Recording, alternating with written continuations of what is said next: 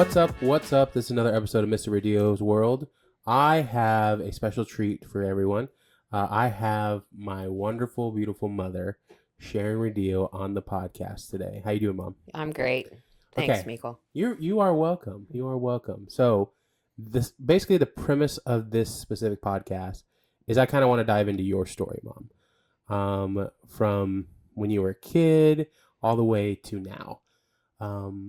Maybe throw in a little bit of testimony kind of thing. I'm sure it'll just go that way in general. Right.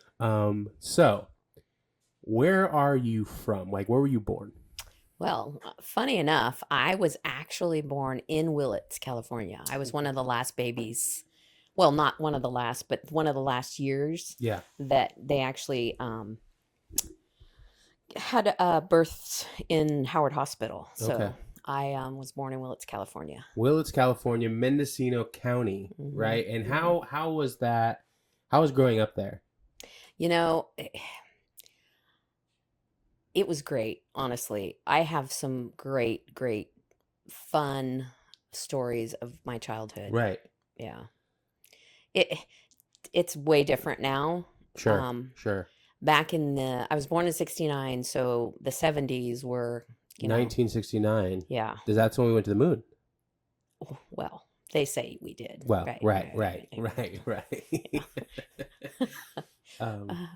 We went to the moon in a rocket, but we didn't have a computer. We didn't have, they recorded it. We didn't have cell phones. Now we're sounding like conspiracy theories. I know. I want to get into you. Okay. Sorry.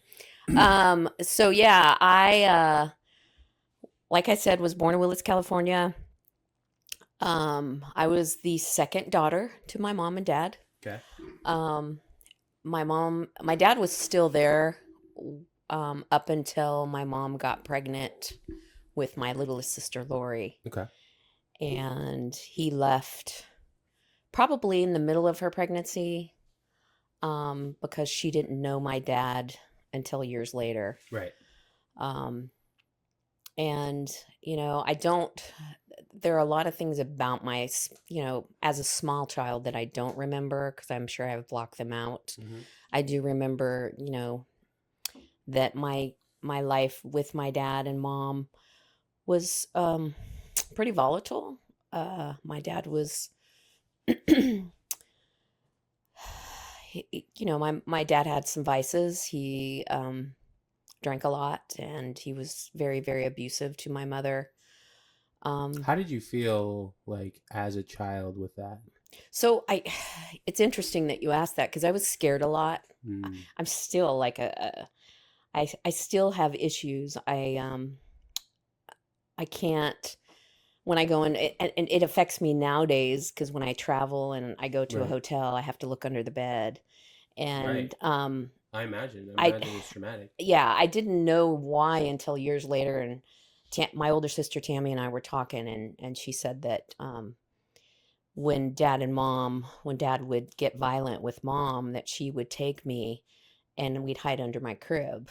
And so that's where some of that stems from, I'm sure. Right. So I was always kind of a chicken and I was always kind of watching over my shoulder throughout life.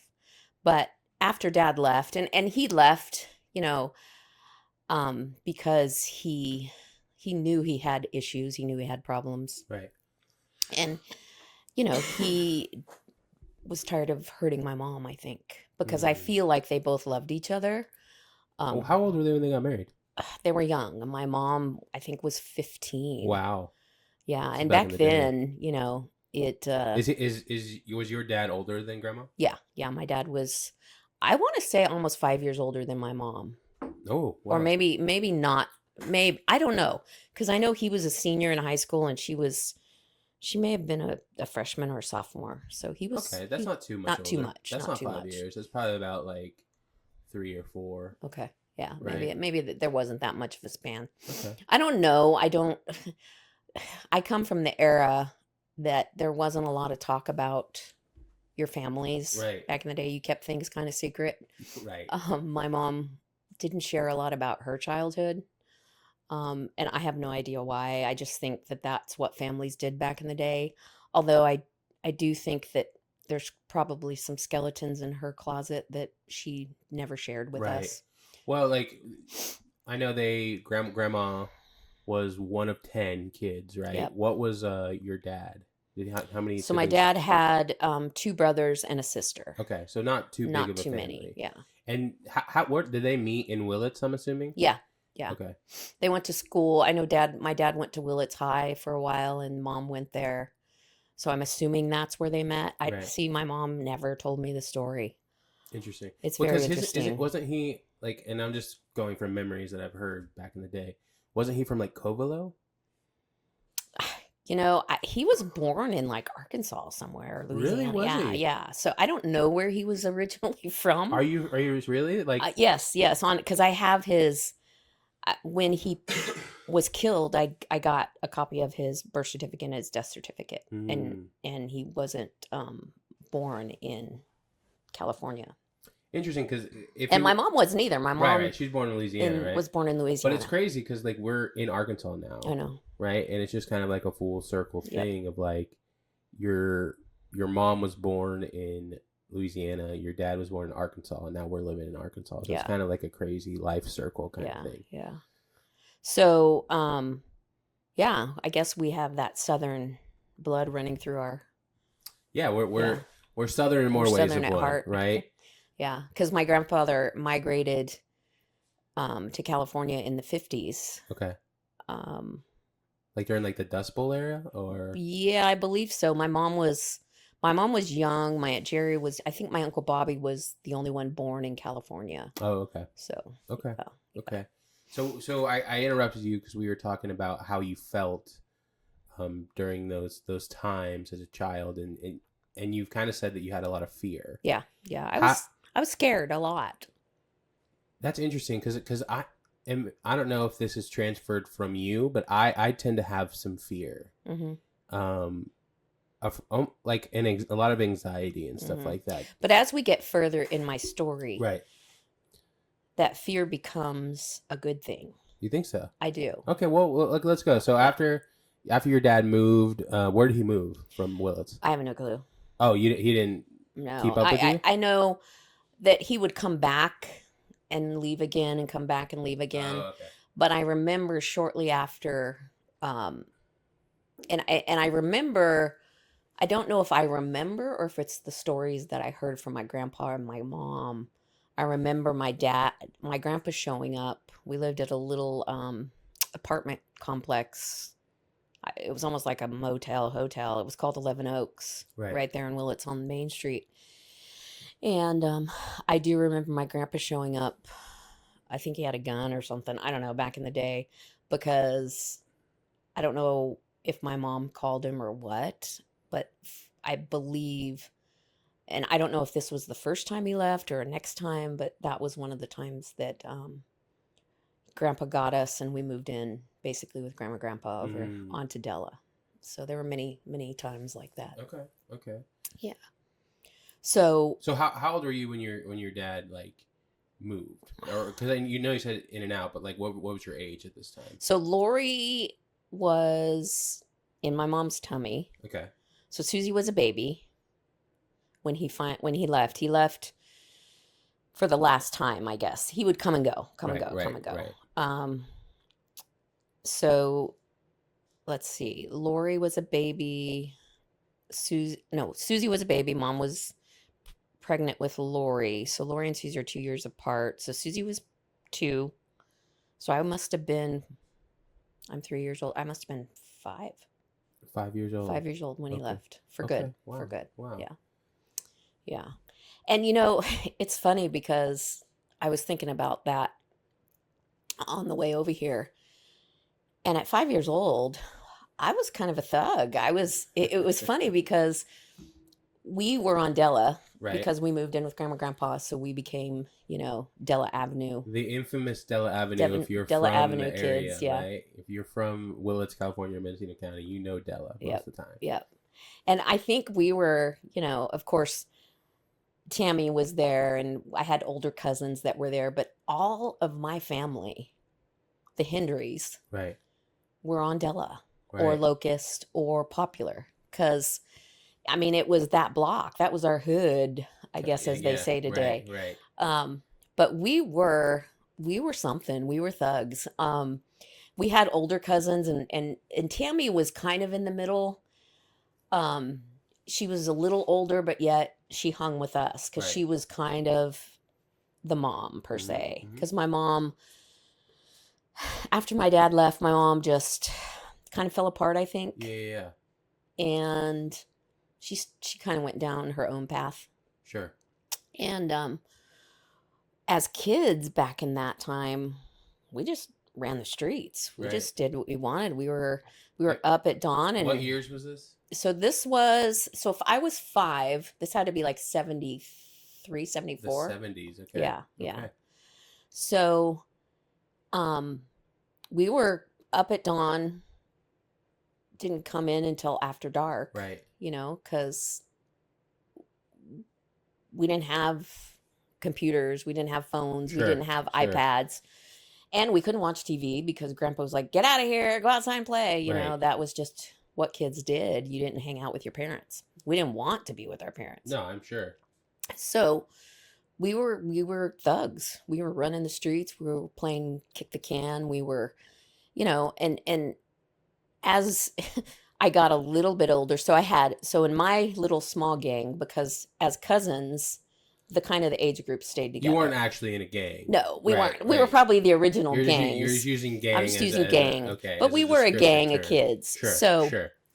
there was Ricky Dean, and he was probably, I'll say he was kind of like a boss. He was like the mafia boss, you would say, because What? he was the Were you guys leader. committing crimes? Well, we'll get to that. Okay. So Ricky was kind of the leader, and and then I was another leader, and Right. the rest of us just followed. So Tammy was there, I was there. Susie was super little, so she came with us because Tammy had to watch her. Right. We would just leave Lori at the house because she was too little. Right. Right. And then there was Bud, Kim, his little sister, because him and Susie were the same, or her and Susie were the same age. Right. We have Bonnie from up the road. Okay. It's cousin. It's my cousin. Johnny Dean. Got it. And cousin. Rusty. These are all cousins. These are all cousins. And you know, we had other cousins that we hung with, but that was the core. Right. Well, Tina and Sissy until they moved. Right. So Right. Tina and Sissy were there as well. But when we would break away, it was the 5 of us. So it was Ricky, Bud, me, Johnny, and Bonnie. Right. So we hung. We were like, and then a lot of times Bonnie couldn't go with us, so she would stay home. Right. So then it became the 4 of us. I was a major tomboy. I hung with Ricky, Bud, and Johnny. Right. And we did things, for the most part, I think we were good kids. But For the most part, you weren't. I think the adults nowadays would disagree, because I think some of the programs they created at school were because of us. You know, Right. Sure. we had discipline problems. We hated school. We Yeah. hated, you know, we were just run of the muck kids Right. doing what we could to survive.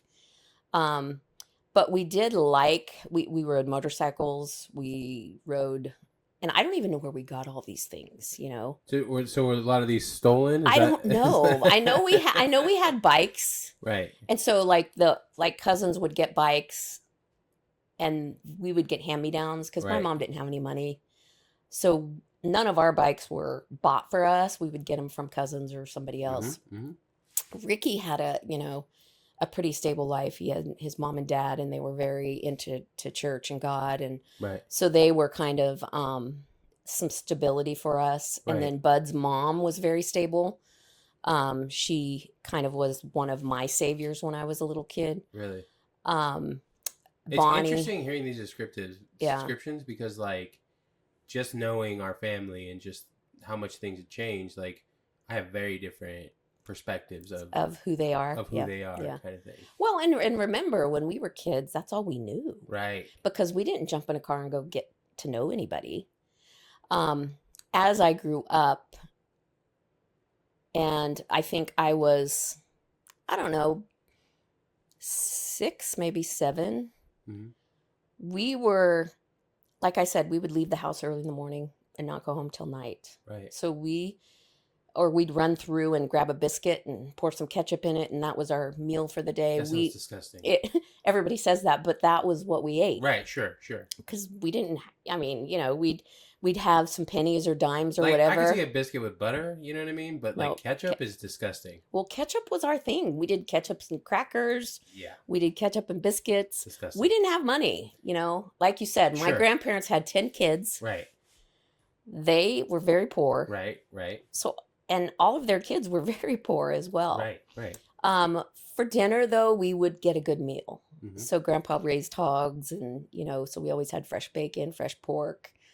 And so Grandpa Hendry, because you used to tell me like where when I was, I don't even know what I'm trying to say right here.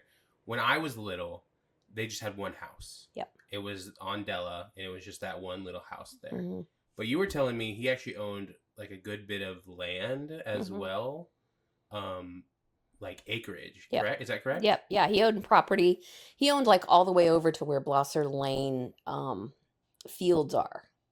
So wow. he owned all that back property. Okay. My Uncle Billy and Aunt Louise lived next door, and they owned that little house next door. Got it. Back behind is where I know Aunt Shirley and Uncle Bill lived there early on. Uh-huh. Uncle Edward and Aunt Melba lived in the far back. Right. And then, just other people that we grew up with on that Della Ave, Mm-hmm. They knew, they had a lot of respect for my grandfather. He was a hard worker. Right. He had hoodlum children, probably hoodlum grandchildren, as you would say. Right. But everybody loved him. And so we had a lot of respect. Nobody messed with us. And I don't know if that's because we were thugs or what. Right. But I know we fought each other, but nobody could fight us, right? Yeah, so that was kind of how it was for us when we grew up. Mm-hmm. We were kind of similar. Mm-hmm. But I found we fought with our cousins a lot more than you guys probably did. Well, I think we needed each other more. Right. We didn't have, I mean, some of us did. Some of us had stability, but because we were out, we were just running around. Sure. We were having fun and getting into trouble at the same time. I remember, these are two stories that are very, very fun. And I mean, not fun, but I remember Bud and Ricky and probably some of the older cousins created like a boxing ring in the backyard. Right. So once the older cousins got done with their fightings or whatever, their boxing. So I think Ricky probably had this idea because he had all the ideas. Right. He was going to teach me self-defense or something to that effect. Yeah. And so he would put Johnny and I in the boxing ring. Oh. And Johnny was young. Right. Johnny's 2 or 3 years younger than I am. And he was just a little skinny kid. Right. And so was I. I mean, I was a girl. And so they didn't want to fight with me. So they put Johnny in the ring with me. Right. And so Johnny and I would, and yes, Johnny, I did win every fight. Oh, you think Johnny's going to watch this? Yeah, I think so. So Johnny and I fought like crazy, punched each other. And and Ricky would just egg it on. And I think Bud was the voice of reason. He would always say, Ricky, they're going to hurt each other. We probably shouldn't do that. Right. And Ricky would just ignore him and say, just shut up, Bud. Right. Right. Because Bud was the more tender, he was the loving, and Ricky was the aggressor. Right. So I remember just boxing with Johnny all the time, and Ricky would egg us on, and we would hurt each other. Interesting. So, but that was, Johnny and I to this day can sit and laugh about that because it was just kid fun. We just had fun. I don't know if I would classify it as kid fun.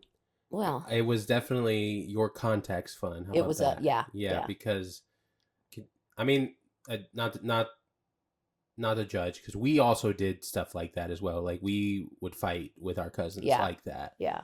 But then there was this one time in particular that, Bud was 10 when he moved to New York, so I was 8.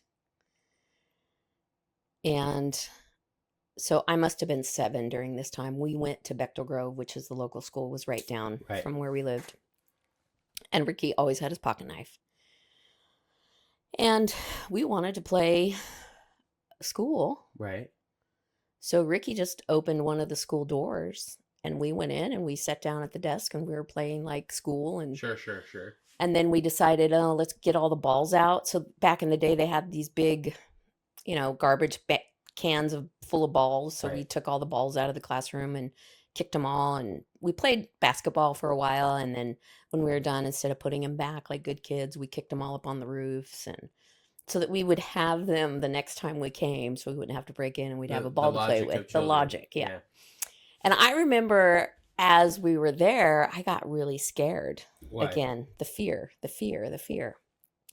I don't know, because I feel like I was a kid of integrity all my life. Sure. Always do the right thing when no one's watching, right? Right. So I got super scared because we had broke into a school. Mm-hmm. So I ran home to my grandpa and I told. Ricky was so mad at me. Right. But of course, Ricky never got in trouble. He was a spoiled, rotten brat. Sure. So they all came home and Ricky was mad. I think he didn't talk to me for days. Really? Grandpa scolded them. And Grandpa would get a switch. Like, go pick your switch. Yeah. So we had this old tree in the backyard, and Grandpa would say, go pick your switch. So Grandpa would switch us a little bit. And Grandpa, come on, he never hurt us. Right. But just him doing that would hurt us, hurt our feelings, right? Right. So I remember he called Aunt Melody. And Bud was hysterically crying. Whoa, whoa, whoa, whoa. And so Aunt Melody was the brains of the operation all the time, because she was a nurse, she was an RN, she worked at the hospital, she was Aunt Melody. Right. So she had a friend that worked at the police department. Mm-hmm. Do you want to pull that out? No, I think it's fine. It just keeps not strong. Well, so there we go. It may make sense if you want to. We can pull that full thing out, the mic, and so it's not in that stand, and you can just hold the mic. It's okay. I think it's better. You like that? Yeah. Okay. Sorry. And so anyway, she had called the police and talked to whoever she talked to and arranged for us to be taken to the police department and put us in a cell. Nice. Yeah. Show you what your crime, yeah. your life of crime will lead to. Yes.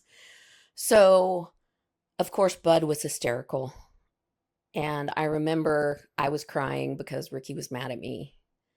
Aunt Melody told Grandpa, you send him home. Right. So Bud left the driveway crying.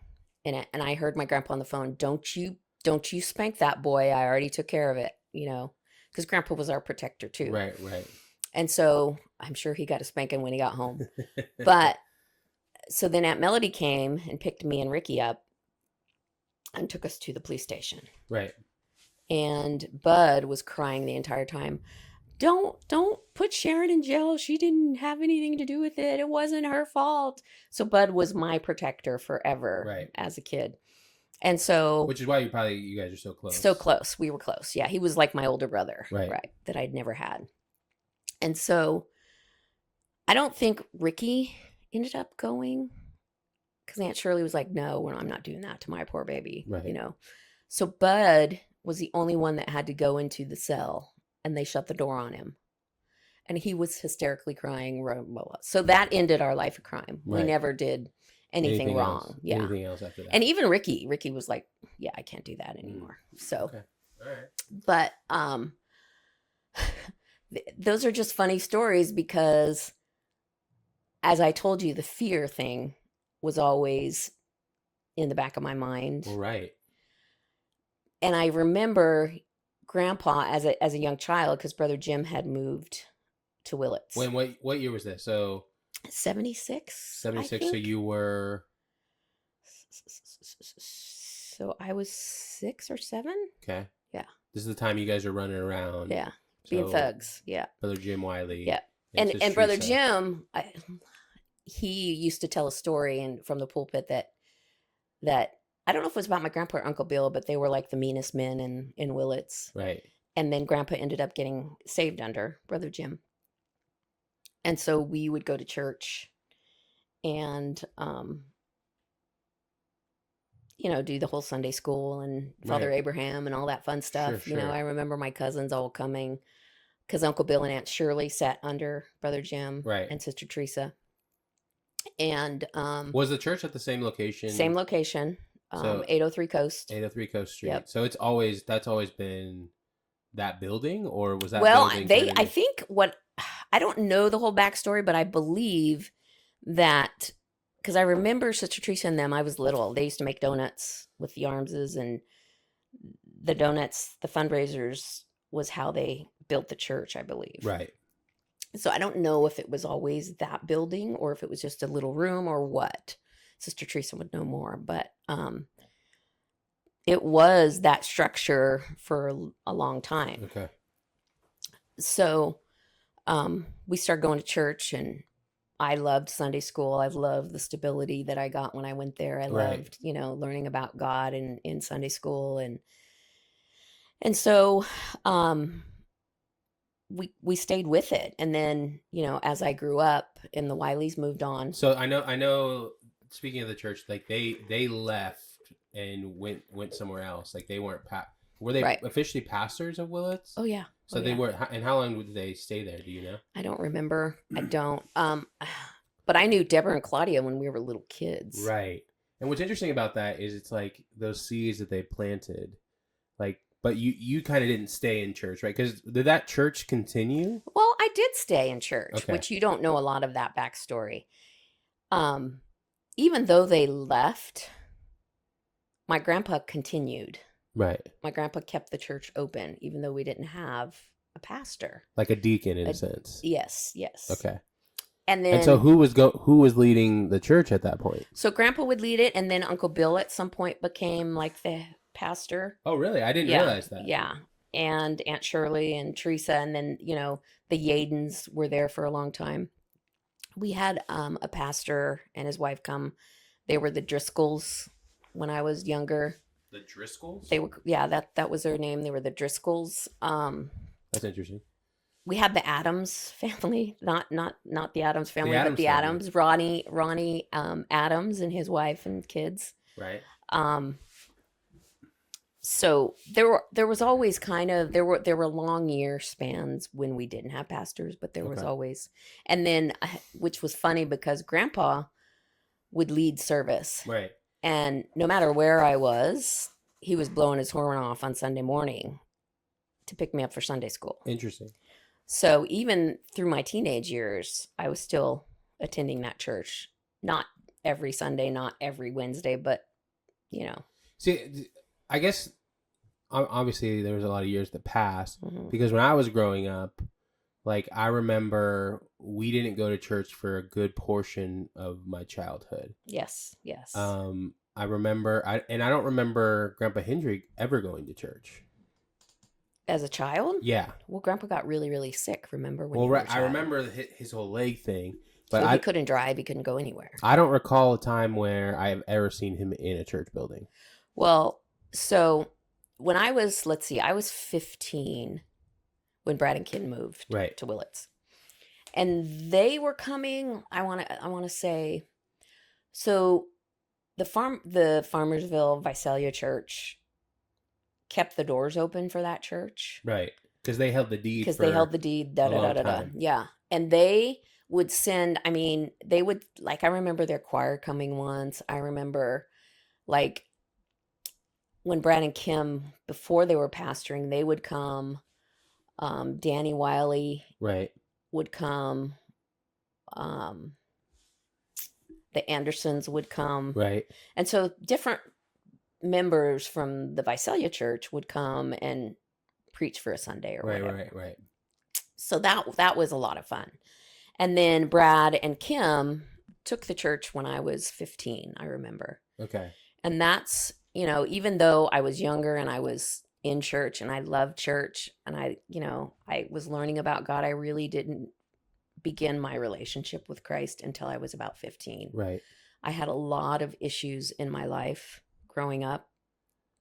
But I always had a fear of God. I always feared, because and I'd heard preaching, I'd heard Brother Jim, I'd heard about the devil, I'd heard about hell. Right.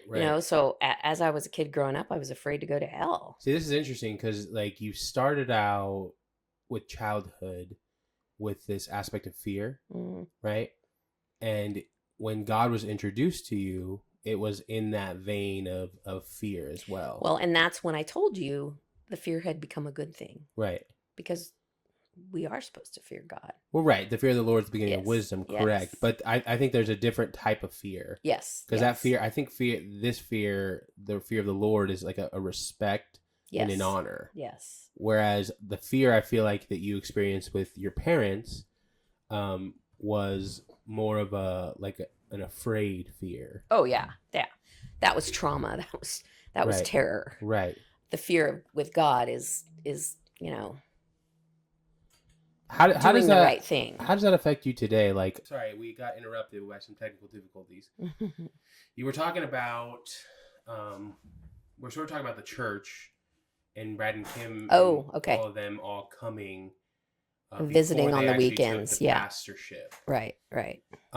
So at that point, there was no like official pastor before then, No. right? No. So it was just people like coming in on a weekend. Well, we had gone through a couple of different pastors. Right. But then there was a long period of time. Adams family and then the Driscolls, So I think the Driscolls were first. So it was Uncle Bill and them, the Driscolls, and then the Adams family. The Adams family, they were from Alabama. Interesting. And how did they hear about They the church? all knew Brother Jim. So he was trying the connector. To get people to go there, kind of thing. Yeah.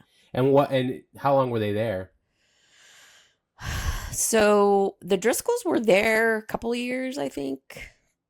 And the Adams were there probably 4 or 5 years, because I remember they had Robin and the older daughter, and then they had a son. I can't remember. Oh, and then I forgot Sam Wiley pastored for a little while. Yeah, Sam and Angela. That was after, though. That was after Kim had already pastored before. Oh, you're right. You're right. You're right. Because that was when I was a kid. That's right. Because I do remember. That's right. I remember them. Yeah, that was when we lived in Ukiah. Right. Okay. So let me go back to when I was about 15. Okay. Brad and Kim moved into Willits. Okay. Before we go there, backing up to the Driscolls and the Adams, because I never knew about them. Why didn't it not work out with them? Did they just not like the area, kind of thing? Because I know Willits has a bad rap that it's a hard place to pastor. I don't know why the Driscolls left. Honestly, I don't know why the Adamses left either. Right. Because you were younger. I was young. Yeah. Right. Yeah. Okay. All right. So you're 15. Yeah, Willits was a tough church, right, and still is. Well, it's no more. Right. Well, right, that iteration of the church no longer exists. Right. Right. But I think someone still uses that building. Oh, it's an Assembly of God now. Right. Yeah. Excuse me. So, anyways, Brad and Kim moved into town, and I was 15, so I was in high school. Mm-hmm. Julia and Jennifer and Darnell were my 3 friends. Right. And of course I had my sisters. Sure. So when I was 15, we lived on East Valley, and my life was not fun. My mom had vices, right, so there was a lot of traffic in and out of my house. Right. I had a lot of anger in my life because I hated the way we lived. Right. And my older sister, Tammy, even though she was kind of like a mom to us, she kind of got turned on to the party type life as well. So me, Susie, and Lori were kind of left on our own quite a bit. And don't get me wrong, my mom did what she could. Right. My mom was an amazing. Well, she definitely was like a hustler. I've heard stories. She was. She had 4 kids. Right. And she took care of us probably in the wrong way. Right. But she took care of us. The best way she knew how, yeah, right? Right. Right. She showed us love. She showed us how to love. Well, I think with addiction, right? Like, because addiction, it runs in our family on both sides, unfortunately. Yeah.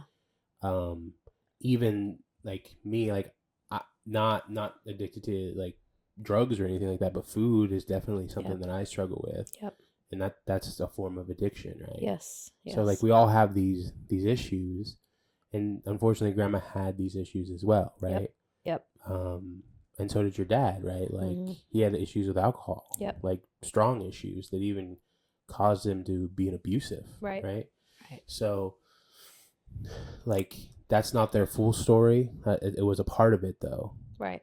And grandma, I don't think grandma was ashamed in the sense of like she would talk about it, meaning like she wouldn't just shy away from not talking about it.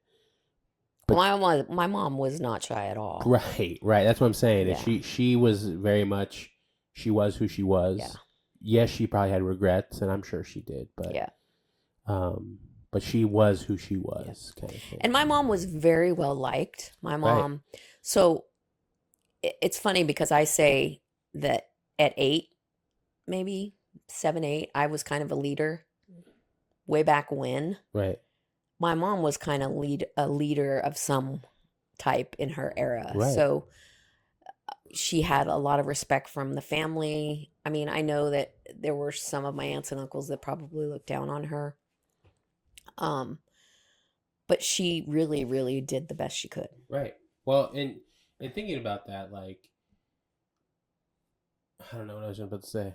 I had it and then I lost it. Go ahead. Well, thinking about the way she grew up, Grandma had 10 kids. Right. So I don't know that there was a lot of mothering going on. Well, she didn't she's the only one that kind of she went to high school, right? She went to high school. But I don't know if she finished, did she? She did not graduate because she got married. Right. She got pregnant. Well, because a lot of her brothers, I remember growing up, they didn't know how to read or write, right? And so she would have to do a lot of that for them. Yep. So I imagine, like, just from her choices, right, that she probably got married early, probably started having kids early, so there wasn't time to develop like those hard mothering skills. Yeah, those skills, right? Like she was learning on the fly, essentially. Well, and I know that there was some terrible events that happened when Uncle Bobby was really young. He got like 3rd-degree burns from falling into a fire pit. Right. So I'm sure my grandma, I mean, she had 10 kids. I struggled with one. Kids are tough. Right. Yeah. So I'm sure my mom, learned the basics of how to cook and clean and do laundry and, but there wasn't a lot of that emotional stability that got instilled in her. Well, I think also, like, I think she loved God in her way. She did. But she didn't know God for a long time. For a long time, yeah. And thankfully, before she passed, like she knew God. Yep. You know what I mean? Yep. And that's amazing. And we'll get to see her again. Right. Yep. Right. And even I think she had a concept of God, right? But I don't know if he was priority in her life always. Right. Well, I think her priority was her girls. Right. Even though the choices she made, you would think that wasn't for her girls. Right. But those are the choices she made that she knew about, that she could handle. It was for you guys because at one point she was doing that to survive, right? She was like dealing and things of that nature to survive. Yep. But the thing about it is when you're around a circle, you tend to do the things your circle does. Yep. And that's what's hard about that lifestyle. Mm-hmm. That's what's hard about being around people that don't have God in their life is you start being like them. Yep. Yep. Right? There's that saying, show me your circle, I'll show you your future. Yep. Right? Like, and that's really a true thing that I don't think a lot of people really comprehend fully. Yep. And my mom was fun. Right. Tammy was young. Well, I'll say this about all my aunts, because we kind of have the similar thing of like, we're not very social. We're more like reserved at times. Like, I mean, I'm a little bit probably more social than you are. I mean, you are social, but you're nothing like your sisters. Oh no. Right. They are butterflies. And I think Grandma had also that tendency. She was a butterfly that attracted people. Yeah. They're different types of butterflies. Like Tammy's the more authoritative butterfly. Right. Susie's like the please everybody. I want to just have fun. Right. She's a fun one. Yeah. Yeah. And Lori, I don't know that Lori's so much of a butterfly. You think she's reserved as well? I think she is reserved. Right. Yeah. There are times where I don't understand. I don't know. Because I was older. Lori was the youngest. Right. So she was with Grandma a lot longer. Well, Susie was there for a long time, wasn't she? Yeah. Susie lived with Mom until she was 30. She did move out though as well, didn't she? Because I remember she went to Santa Rosa. She did go to Santa Rosa after, but she was like 20 something. Right. Yeah, so she lived with mom for a long time. Right. Lori moved with Diane and then when she was younger, and then she met Mark. She did the same thing mom did, basically. She met Mark when she was 15 or whatever Right. and got married. They didn't get married, but they got Yeah, together. they didn't get married till I was all because they had Carly when they got married. Yes. Right. Yeah. That was when they actually officially got Yep. married. Yep. But she, because Robert's 3 months older than you. Right. So she was with Mark. And Lori is, let's see. Susie's 3 years younger. Lori's 5 years younger than I am. So Lori was with Mark and pregnant with Carly. And then I got pregnant with you after I got married. I was, 21? You mean pregnant with Robert? Not... Lori got married pregnant with Robert. Right. And you I said got Carly. Oh, yeah. I got pregnant with you. Right. And then we kind of had you guys at the same time. And Mark and Feo and Lori and I, we became inseparable. We hung out all the time. I remember that. Yeah. Well, I mean, I don't remember as a baby. Yeah. But I do remember, like, our family was very tight-knit for a long time. Yeah. It really didn't start changing till we all got older. Yeah. Like, and that's when Susie lived in Santa Rosa. Oh, was really? when, you and... Time? Yeah. Okay. Interesting. Yeah. Okay. And mom lived at Holly Heights. Right. Yeah. And I lived over on Bechtel Road. Got it. Okay. Yeah. So back to 15. Back to 15. Brad and Kim had moved to Willits and became pastors. Right. Right. How was that experience? Well, like I said, we lived on East Valley. Our house was a party house. Right. Had a revolving door. Sure. My mom was fun. And she was kind of with Tammy. She was kind of growing up, because mom never got to grow up. She had kids really early. Right. So when Tammy was 15, 16, she was kind of growing up. And I hated it. Right. I hated every bit of it. I didn't have a lot of stability. At 15, I was playing sports. I was in softball then in high school. My mom was trying to be a part of that. I remember she took on the concession stand at the high school when I was playing softball. She did when I was in Little League as well when I was a little kid. Right. So, like I said, I was a tomboy. I played baseball all the time. I hung out with Ricky and Bud and Johnny, and I was a tom girl, as they say. But I was kind of angry. I was kind of bitter. And I think I was looking for something more. Right. I knew of God, but I didn't know God. I was getting to know my dad again. My stepmom, I would go to Montana for the summers. So, my stepmom was pretty amazing for me too. I kind of bonded with her at an early age. I think I was just looking for something. Yeah. I think you're probably looking for that stability. That stability, you're probably looking for love too. I imagine all of you and your sisters were all looking for love. Right, right. And Tammy was having a good time as teenagers do. Right. Susie and Laura were still really young. Sure. So when Brad and Kim moved to town, and I always say, this was part of my testimony years ago, they were like, God sent them for me. Right. I used to tell Kim that all the time.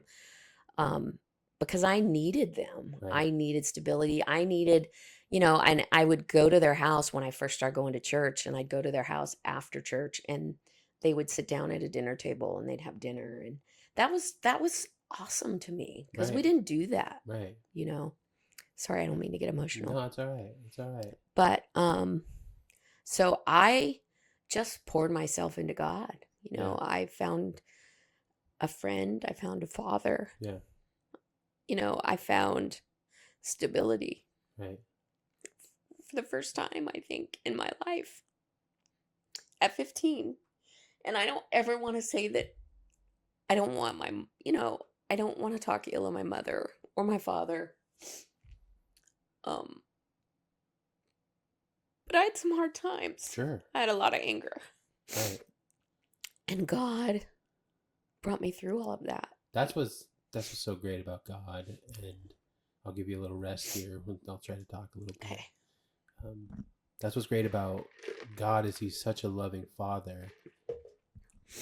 And he creates these people that love him, right? And the community is like, it's family. Yeah. You create family in God. And it's different than your actual family. You know what I mean? Like when you have a relationship with someone and it's centered around Christ, like you have a deeper like commitment and love, and like it's a deeper relationship than you do with your family. Right. And that's what's beautiful about it. And I think that's what they gave you too, just the fact of sitting at a dinner table and just eating. Yep. And fellowshipping and not having chaos. You Yep. know what I mean? Like Yep. peace is one of the most valuable things in this life. Amen. Amen. And that's why, like, for me, I love my family to death. And if you're watching this, I love you guys. Yep. Right? But we are chaotic people. Yeah, we are. Right? And sometimes I remember growing up, I would just be like, I gotta get out of here. Yeah. You know what I mean? And it's probably why I don't live in Willits today. Yep. It's just because there just always was chaos. You know what I mean? But through all of that, and yes, God was my savior. He sent angels into my life just the right time. Right. As he knows, it's all about God's timing. Right. So Kim basically took me under her wing and treated me like one of her own. Right. Brad worked all the time, but he was a very stable man in my life. Because I didn't know very many. Right. At all. My mom hated men, and she talked horribly about men because of the things she had gone through. Sure. And I didn't know that then, but I know now the reason she was a man hater. Right.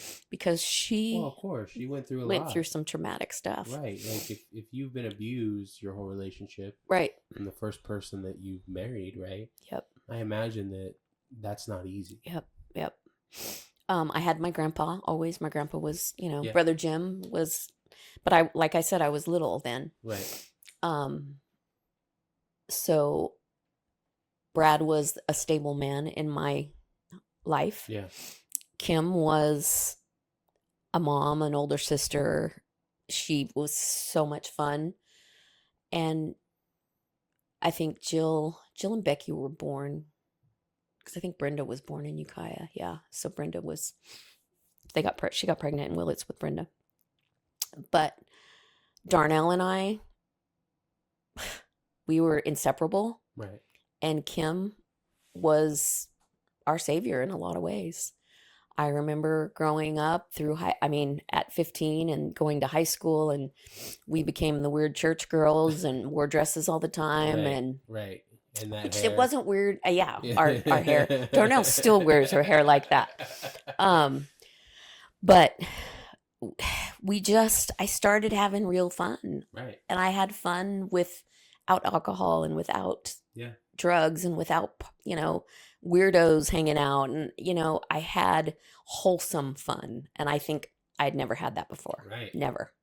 We played cards. We played games. I remember Kim and then, would have visitors, and the Boyds would come or the choir would come, and we played games that were so much fun, and like in cahoots and just weird stuff like that. Right. But it was like, I didn't know that stuff existed. Right. I didn't, because we didn't have that kind of childhood. No, I think that's something that people take for granted in a lot of ways. Yep. That growing up with those loving Christian parents, like that is a godsend for people. And a lot of times people that grow up in that, it's just their normal. So they almost take it for granted in a way. You know what I mean? But for us, like, that's what we crave. Yes. You know and I constantly, I became like, I didn't want to be anywhere else. Right. I didn't want to leave. I didn't want to go home. I had a purpose. Right. It was so weird, because I remember still as a kid, I was 15, 16, and I was getting closer to God, and, he was taking away some of my anger, my bitterness and hate. I had a lot of hate in my heart. Right. And we would go down to Farmersville and fellowship, and we go to Raisin City. We do church things. Right. And we just have a blast, right? And I just remember how much fun it was to have that wholesome fun. Right. I remember we'd stay at Kim's parents, or we'd stay with, I still to this day call her Aunt Linda. It's Debbie and Cindy's mom. She's not my aunt. She's Kim's aunt. Right. But that's where I stayed when I went to Farmersville. She lived in Exeter. She had a house. She had a pool. Right. I stayed there all the time. I would stay with the Wileys because, and then I remember one summer I went and I stayed with the Boyds for the entire summer. Right. And they took care of me, didn't ask for a dime, but they were another one of those wholesome families that just loved God, and they did everything together as a family. I remember, I'll never forget this because I didn't see this growing up. I would get up in the mornings and Brother Richard would be praying in the living room, and I'd be like, wow, what's going on with him? Because I was young. I was like, but those types of people, I met some amazing people in my life. Right. Incredible people that showed me the love of God, showed me about faith, Right. showed me about prayer, showed me stability, and gave me the longing to have a life like that. Right. And I never went back. Right. I never went back. That's who I became. That's who I was. God had so much more for me. And I didn't know it then, but I know now why he placed people in my life at certain times, why I went through some of the things I went through. I don't know. It's my story is pretty amazing. And honestly, Andrew, I don't need pity. I don't want anybody. I'm starting to tear up here. I don't want anybody to ever feel sorry for me because I know there's people out there that go through far worse than I ever have. Sure. I'm blessed. Right. I was blessed my entire life Right. because God had his hand on me. Amen. But like I said, I met some amazing people. It's so funny because even like James, Nat's father. Right. I mean, when I'd go to youth camp in Visalia, in Farmersville, the church was in Farmersville when I was younger. It wasn't in Visalia. Him and Doug and Robbie and Cindy and Haley and, they were like the church crowd that I hung out with. Claudia, Deborah. Deborah and I used to get in some, I remember when I'd stay with them, we'd go out in the orchard and mess around. And yeah, Deborah and I had fun, and Claudia at an early age. Right. I remember Bo and Kara, and, there was just lots of good memories, lots of wholesome memories that, thank God, that I got to experience. And sometimes I feel bad because in Willits, I would take Susie and Lori to church when I could or when they wanted to go. Right. But they didn't always go with us to Farmersville or to meet any of these people because they were so young. Right. And we weren't very nice to them. Darnell and I were like, we don't want our little sisters tagging along. So, a lot of times it was Darnell and I with Kim. I remember we would, and I probably shouldn't tell on you, Kim, for doing this, but she would call and say she needs to pick us up because we need to go to an appointment, and we'd go to Ukiah and go shopping.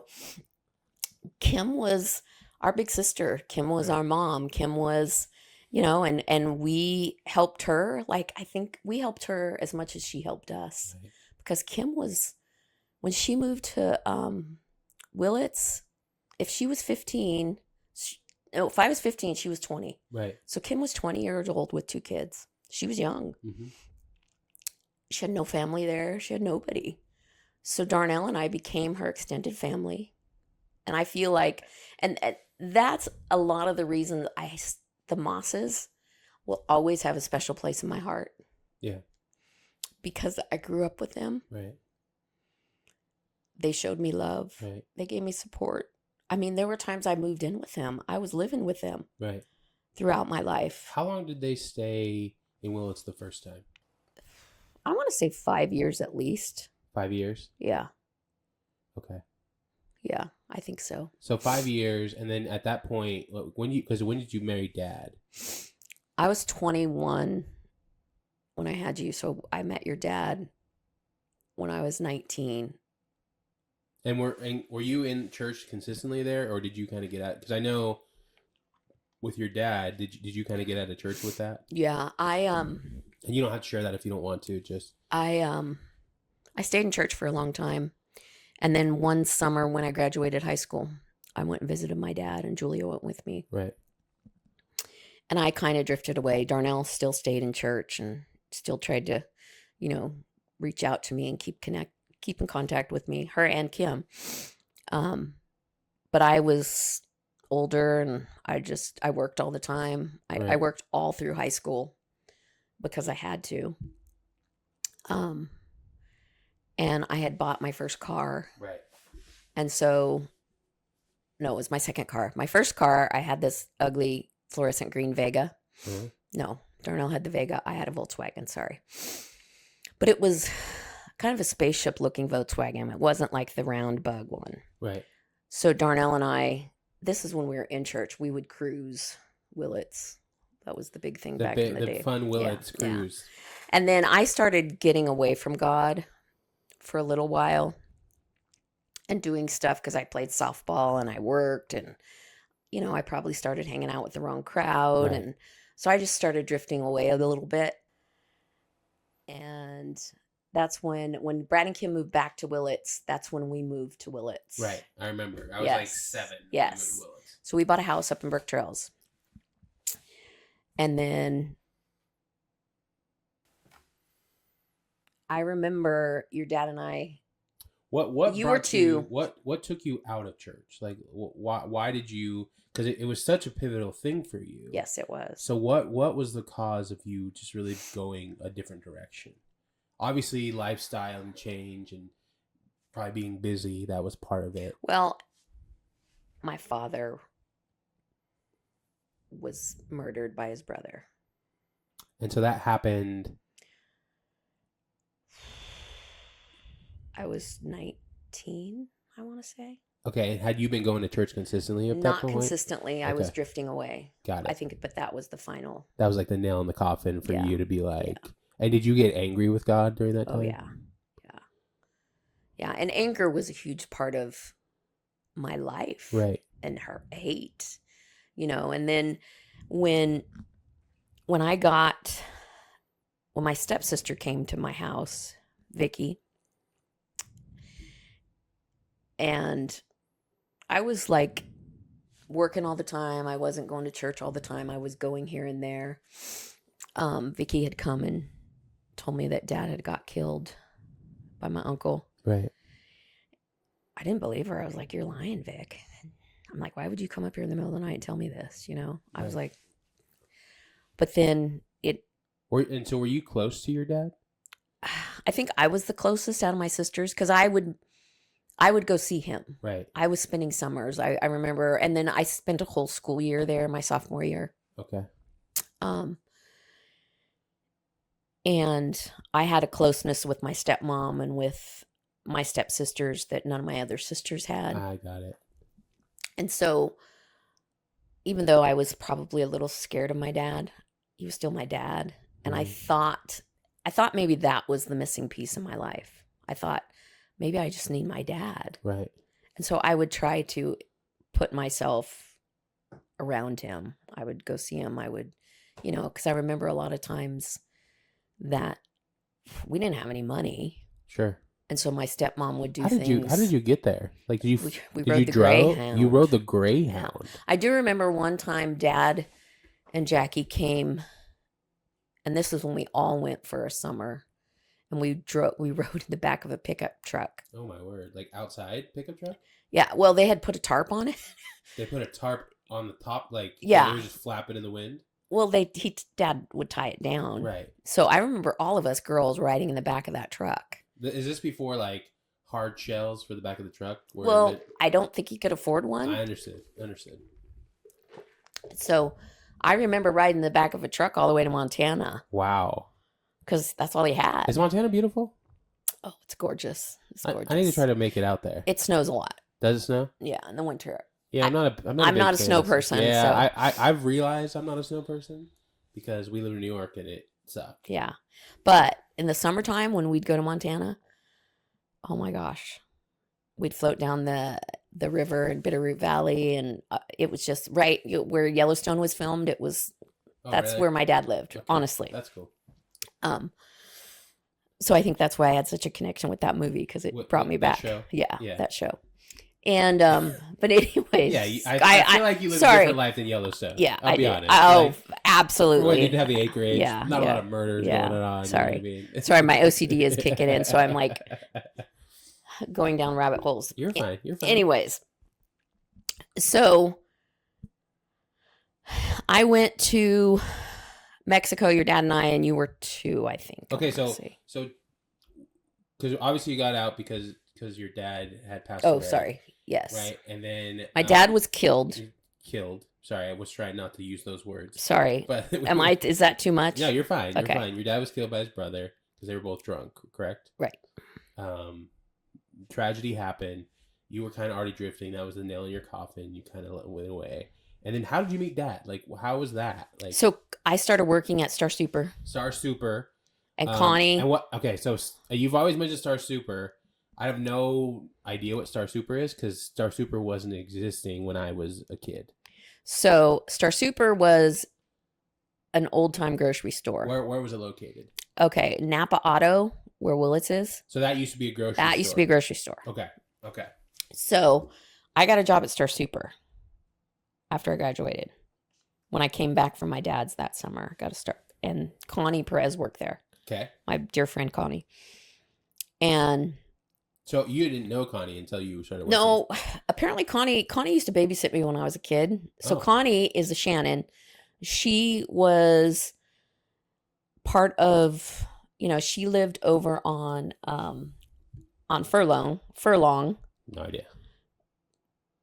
It's over by that little church down Furlong Road by Holly Heights, back there. Oh, has she lived there her whole time? Is that why her and Manuel had that house? Yes, that was her mother's home. I did not realize that. Yeah. Oh, okay. And brother and sister Stevens pastored that church for many, many years. Right. And that's where my Uncle Charlie and Aunt Odessa went to church. I have no idea who those people are. So my Uncle Charlie is the reason my grandfather moved to Willits. So he was the first one. How is he related to... He's my grandpa's brother. And these people were just living in Willits that I never met them? Well, they died before you were born. Well, right, but they had children, right? Yes. And who were their children? So Aunt Joyce. No idea. She lived in Santa Rosa. She's the lady. Yeah, she came to Grandma's funeral. She's the lady in the wheelchair. Tinky. You've heard me talk about Tinky. I've heard none of these names. You're just throwing... I think you're making these names up. No, I'm not. Grandpa's brother he moved to California before my grandpa. Okay. And then that's why Grandpa came. So we just have random cousins that I've never met. Probably. We weren't super close to them. To who? To Uncle Charlie and them. Why though? If he moved out there because of his brother, why would you not be close to them? I don't know. They went to a different church. What church did they go to? They went to the one next door to Connie's. Okay. Brother Stephen's church. Right. I remember going to that church occasionally because I remember the lollipops. They would pick us up on the church bus and we would get lollipops. That bus ministry be working. Yeah. So, but I don't know why we didn't do family dinners. We didn't do anything because Aunt Pearlie, even Grandpa's sister, lived down the road on Della. And we went to her house a lot because we would go get food or scavenge or whatever. But we didn't do like family dinners. That wasn't a thing back in the day. Your No, vibe? no. I don't know why. I don't know if there was family drama or what. But. Well, I guess we were more of a roughneck type of family. Because what did Grandpa do for a living? Was he just a farmer? No, he worked at a Harwood. Worked at a lumber mill for years. So he was a logger. Well, he was a lumber guy, not necessarily a logger. He wasn't chopping down the trees. No. He was He was milling the wood or Got cutting it. it or Okay. making I mean, that's 2x4s still or hard whatever. work too. Yeah. Like Yeah. it's not like it's easy. And he would work. I didn't see him in the mornings, and I would see him at night when he got home. So he worked a lot. Okay. He had 10 kids. Well, Of course, he had to. Yeah. Right. I mean, but all those 10 kids were grown by the time I was around. Right. So, but anyways, we lived in Ukiah. Gosh, this is a lot Do you want of to take a break? information. We can stop here and then come back and do it another time. Let's just get it over with. Okay, you don't have to. I'm in the middle of it. Okay. Let's go. Go ahead. So we were living in Ukiah, and you were probably too. We were in Mexico, and that's when I got a call that there was an accident. Right. So we immediately changed our tickets and came home. Right. And from that moment on, I just started going back to church more and more and more. That was a kind of a catalyst for being back. Yes. But then, like a year later, I think, or maybe it wasn't that long, there was some church stuff going on, and Brad and Kim decided to move. Right. And so they moved to Fouke. Right, Arkansas.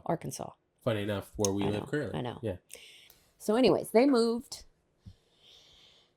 and we lived in Ukiah still. And like I said, I would come and I would start going to church and stuff, and I would still like fly into Dallas. Kim would pick me up, and I'd go visit her and the girl and the family. I don't remember any of those visits. Did I stay? Because I remember going there one time during like a revival. That's when they lived in Glenwood. They took the church in Glenwood. Right. I remember going. I think early on I didn't take you. Interesting. Yeah. Because I didn't realize these people existed until like I came to Glenwood, and I was like, I don't know who these people are. Yeah. And I remember because my biggest issue with the whole thing is like I couldn't wear shorts, and it was stupid hot here in Arkansas. Yeah. And I was like, why can't I wear shorts?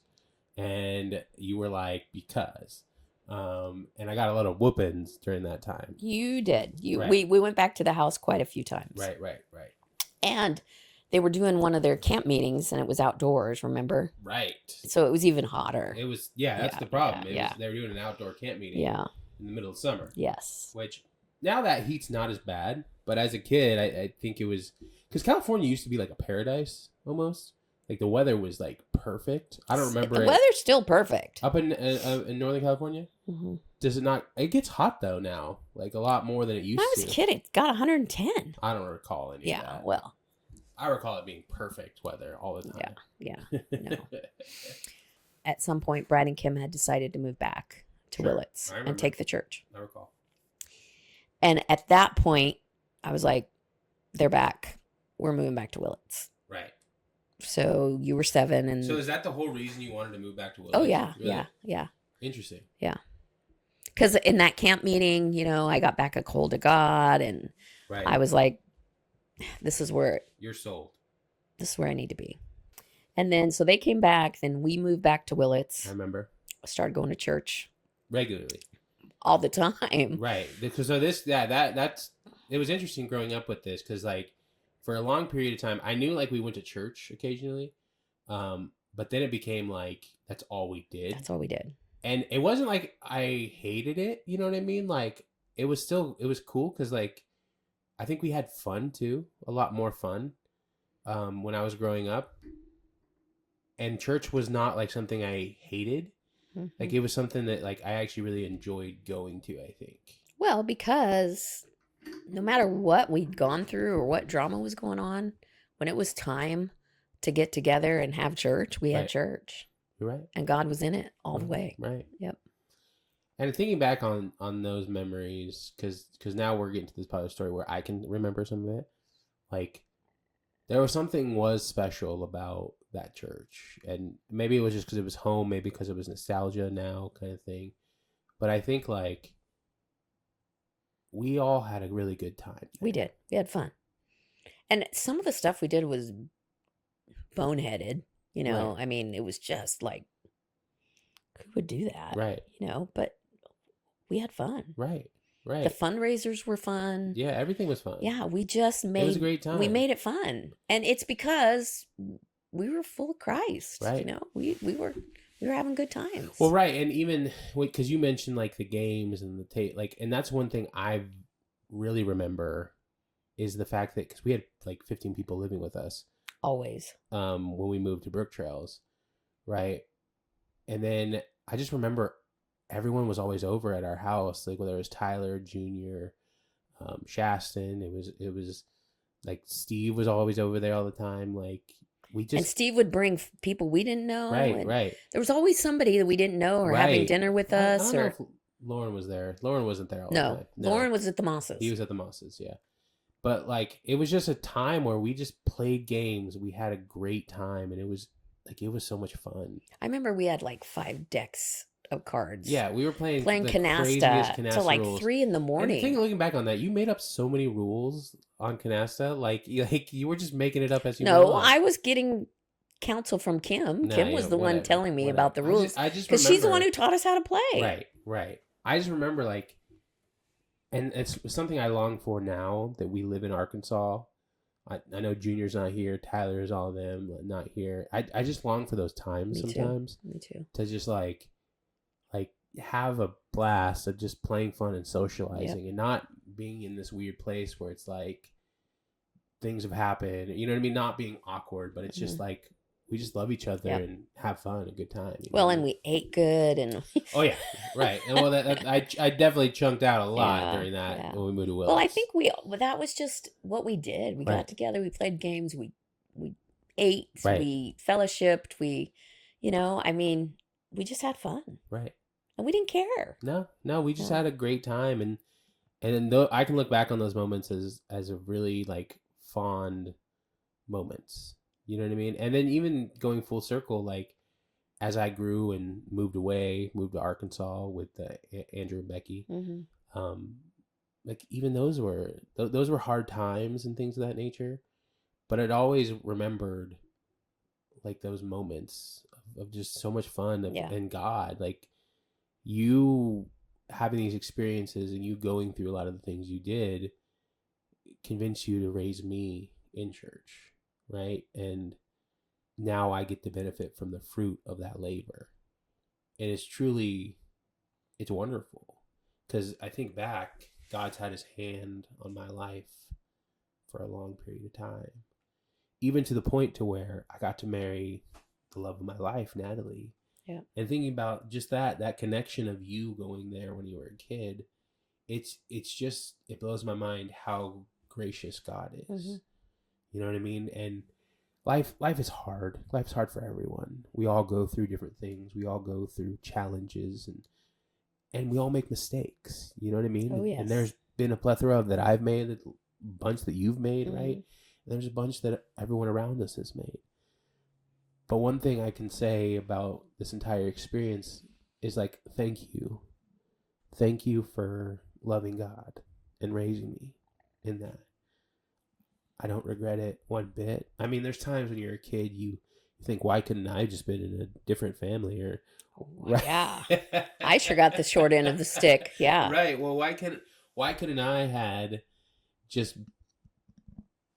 like been better? I don't know. Like I used to think that all the time, but like I don't regret or embarrass, or I would not want it any other way. You know what I mean? Well, thank you for saying that, because there are times where I feel like, man, I'm not a great mom. You know, I made a lot of mistakes. Well, we all make mistakes. What you gave me was structure that you never had. And that's an amazing thing. And I'm truly grateful for you, and I'm grateful for Dad, and I'm just grateful for the life you guys gave me. And I know it had ups and downs, and there was a lot of hurt, and there was a lot of pain, and there was a lot of tears from me most of the time. But I'm truly thankful for even where we are now. Like, we're in Arkansas. Never thought I'd be in Arkansas again. but I don't know. It's just like God has placed his hand on each of us and directed us here. And I'm thankful. I really am thankful. And I didn't mean to interrupt. I just was wanting to tell you No, I'm no, I thankful get for it. you. I thank you so much because that's good to hear after, all this time because we go through so much in life and we sometimes think, did I do the right thing? Because I mean, back in the day, I was very bold in Christ, I Right. just, and then, as I went through more and more struggles, there were times where I probably wasn't the best mom to you, Right. And there were times where I did like send you to Andrew and Becky and in my mind, it was to save you from some heartaches, but that probably caused some more heartaches for you. Yeah. And it separated us, which you probably didn't need at that time. You probably needed me even more than ever. Right. So, sorry about that. That's okay. That's okay. But I'm very proud of who you've become. I'm very proud of all you've accomplished and all you will accomplish. I can't wait to see the rest of what God has in store for you and your family and Nat. Right. And hopefully I'll have grandkids someday. Yeah, one day. One day you will. Yeah. But yeah, it's like you said, it's come full circle. God has had his hand on me since the very beginning. And he's always had more for me, Right. I think about that. And this is why it kind of boggles my mind when people just don't want God. Like, he's been so good to us. Yep. Even when I've gone through things, like, I can't imagine going through life without him. I don't know how people survive without him. No, me either. I don't know. I don't. Sometimes I even still get angry about people's choices and, Right. I don't get it. I don't get why they wouldn't want the peace that I have, why they wouldn't want the joy that I have. It's hard for me to fathom that sometimes. I think it's more like I don't know if I get angry or I think I'm saddened. Yeah, maybe that's a better term. Yeah, because it's like because these are our family, right, right. Like, you're going through something, and we're all going to go through something. It's not that we won't go through something. It's just that you're robbing yourself from the peace and the joy that you can have in those moments, even during heartache. Right. And that's what saddens me is like, I love you guys. I want you guys to all experience what I get to experience, right? And I'm not better than anyone. Like, I'm not trying to say that. It's not about that. It's just more of that when my world is crashing around me, I can have solitude in who Christ is. Yep. I can have peace in knowing that he is the King of Peace. You know what I mean? The Lord of Lords. And that's just amazing. Yep. And sometimes I feel bad because I miss my family a lot. Right. It's hard. It's really hard. But I remember when we did live there, that our home was the go-to, like you said. Right. That everybody gathered there. And it was because they were longing for something that we had. And there are a lot of times I feel very, very guilty, I guess, or bad that I'm not still there. Right. Because where do they go? Right. Well, I can encourage them to go to Christ. Yes. You know what I mean? Because ultimately we all have to live up our own salvation. We can't base our salvations on others. We can't rely mostly on men. We got to rely on Christ, because men are going to consistently fail you. I understand that, but I'll tell you what, it's a lot easier when you do have a man or a woman or somebody to help. It is, and it's great. Yeah. Right? And that, I'm not saying they shouldn't do that, but they got to build that for themselves. Yeah. In a sense. You know what I mean? Yeah. And I get the guilt. Like, I don't ever feel guilty about that, I'll be honest, because I'd never want to live in Willits again. Yeah. Willits is a tough place. Right. But, I mean, the Lord will do what the Lord does. And you never know. You never know what the future holds. You never know what is going to happen in life. Yeah. Yeah. I don't foresee us ever leaving Arkansas, Yeah. right? But I never thought Well, we'd and live it's in not Arkansas. just the Willits family I miss. I miss my cousins. I mean, Johnny lives in Colorado. Ricky lives in Idaho. See, this is where Tyler I lives in think this is where Idaho. we're different. Like I miss Junior. Okay. Like I miss Tyler, yes, because we were a little bit closer. But not that I don't miss my cousins or love my cousins. It's just we don't have that relationship that you did. Yeah. You know what I'm saying? When we got older, we kind of grew apart, did our own things. You know what I mean? So Well, and we did too, which is why. But I do remember you were with my immediate family's children. So, like Robert and Thomas. well, that's what I was talking about. But you didn't hang out with like No, they were. Bonnie's kids This is or funny. Like Ricky's kids. they were family, but they were kind of our enemies as well. Like as True. kids, you know what I mean? Like we fought with them. We never fought with our immediate family. True. Like me, Thomas, and Robert didn't really fight that much. Well, we did when Robert was snitching, because me and Thomas were always doing something wrong. Yeah. And so Robert would snitch to all the adults and get us in trouble. So that's the only time we were really fighting, because we were like, dude, where's the loyalty kind of thing. Yeah. But beyond that, it was mostly at Grandma Hendry's, we'd fight with the other cousins. True. You did, huh? I remember you fighting with Bonnie's son. Yeah. Matt. Yeah. And it wasn't even like for no reason. It was just because like you didn't know him very well. we didn't know who these people were, Yeah. and they were trying to talk junk. And Yeah. so we would just, I remember we were dumb. We fought on the top of a car one time. like what kind of dumb kids are these? Yeah. Yeah. But the thing about that was, and that's kind of my point to this, is we'd all go to grandma's, Mm-hmm. and that's where everybody connected. Yeah, that was a central hub. Yep, it was. And then like for our family, our home was a central hub, but until it wasn't. Until Right? it wasn't. See, because like we all stopped going to Grandma Hendry's. Yep. And now we don't even hang out with most of the families. No. Maybe we should try to do like a family reunion every once in a while, and go into Willits and just like. Well, that's where we'd have to have it. Right. Honestly. Well, because that's where most of the people are. Right. But maybe that's what we try to do one. The last one was fun, but yeah, it was a lot. It was a lot. Yeah. Well, Mom, do you have anything else you'd like to say?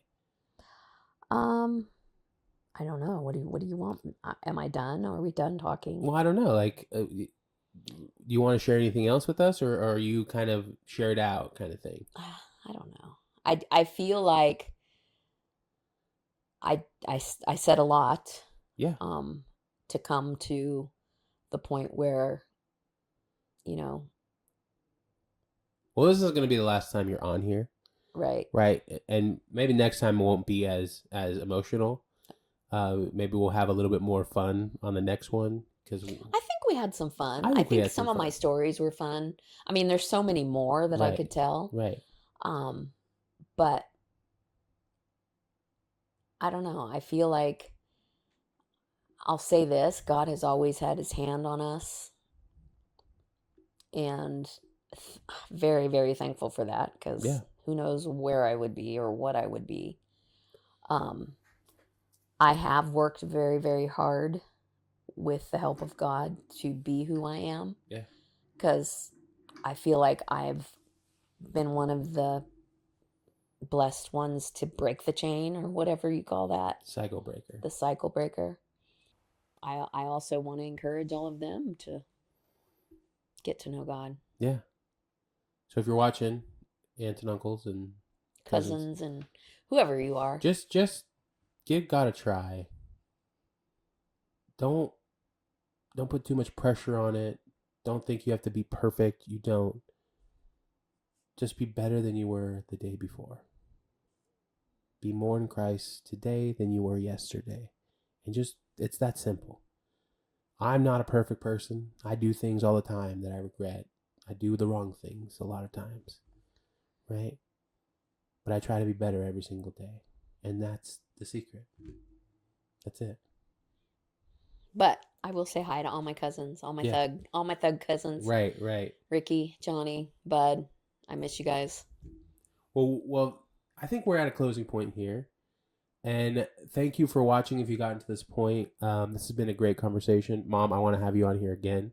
Yeah, this is like the backstory, right? Yeah. There's so Yeah. much more to talk about. Well, right. I just wanted to get to know you. But next time we'll maybe have a topic and we'll talk about that topic. Okay. Right? Okay. All right. Well, this has been another episode of Mrradillo's World. Signing off. This has been Andrew and this has been Sharon. Adios.